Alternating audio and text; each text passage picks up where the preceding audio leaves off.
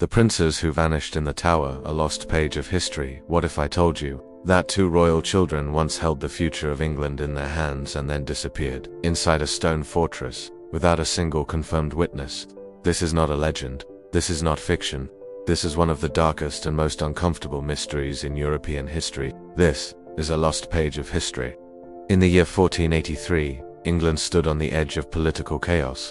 The king had died suddenly, and the country was fragile, divided, and afraid. The crown was supposed to pass to a boy. His name was Edward V of England. He was only 12 years old, young, untrained, and completely surrounded by powerful men who understood one simple truth: whoever controlled the boy, controlled the kingdom. Edward was traveling toward London to be crowned king, but before the ceremony could take place, something quietly changed the course of history. His uncle, Richard III of England, stepped forward as the boy's protector. He claimed he was only trying to keep his nephew safe. And for safety, Edward was taken to one of the most secure buildings in the entire country, the Tower of London. To the public, this was not suspicious. The tower was a royal residence. Kings stayed there before coronations. This was normal. At least, that is what people were told. Soon after, Edward's younger brother was brought to join him. His name was Richard of Shrewsbury. He was only 9 years old. 2 children, 2 royal heirs, locked behind stone walls, for their own protection, or so the story went. At first, servants and guards still saw the boys. They played in the courtyard. They were spotted at windows. They were alive. But slowly, the sightings stopped. The windows went dark. The courtyard became empty, and whispers began to move through London like a slow, poisonous wind. Where were the princes? Weeks passed, then months.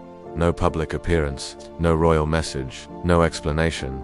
And then, something even more shocking happened. A political announcement was made. Edward, the rightful king, was suddenly declared illegitimate. The crown now belonged to his uncle. Richard was crowned king, and England moved on, as if 2 children had never existed. But people did not forget. They simply became afraid to ask, because the question was dangerous. What happened inside the tower? Officially, there was no answer, no execution record, no burial site, no confession, just silence. And silence, in history, is often louder than any witness. Many historians believe the boys were murdered, quietly, secretly, efficiently. But the truth is far more disturbing. No one can prove it. Not then, not now, not even centuries later. The Tower of London has stood for almost 1,000 years. Its walls have seen queens, prisoners, traitors, and kings. But the fate of the 2 princes remains one of its darkest secrets. Some accounts written years later accused King Richard himself. The logic was simple. As long as the boys were alive, his throne was never safe. But logic is not evidence. Other historians argue that powerful rivals may have arranged the murders later, after Richard himself lost the throne. The princes were dangerous symbols. They represented a claim to power that could ignite rebellion. And in medieval politics, symbols could be more dangerous than armies. Yet something about this story refuses to settle, because even those who hated Richard could never provide solid proof. Only rumors, only political writings, only carefully shaped narratives. Centuries passed, England changed, dynasties rose and fell, wars were fought, empires were built, but the mystery followed the nation like a shadow. Then, in the 17th century, something unexpected happened. During construction work inside the tower, workers uncovered a small wooden box. Inside it were 2 tiny skeletons, children buried deep within the walls. The discovery shocked the country. Had the princes finally been found? The bones were later placed in a royal tomb.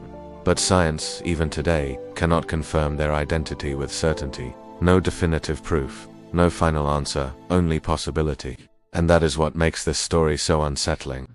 History usually tells us who won, it tells us who ruled. It tells us who was defeated. But sometimes, history refuses to tell us what happened to the most innocent people caught inside its machinery. 2 boys entered the tower. Only one man walked out wearing a crown, and the world was expected to accept that nothing terrible had happened in between. But deep down, everyone knew something was wrong. Because power in the 15th century was not protected by law, it was protected by silence, by fear, by disappearance. The princes in the tower are not remembered because of what they achieved. They are remembered because of what was taken from them, their future, their names, their voices, their chance to grow up. Even today, historians still argue, was it murder? Was it political manipulation? Was it something even more complicated and hidden?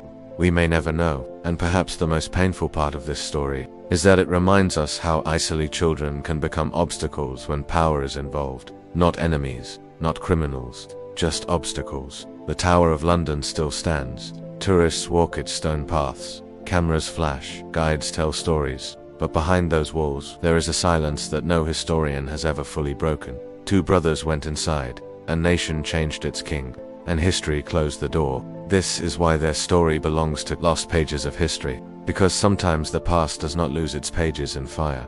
Sometimes it hides them behind stone walls.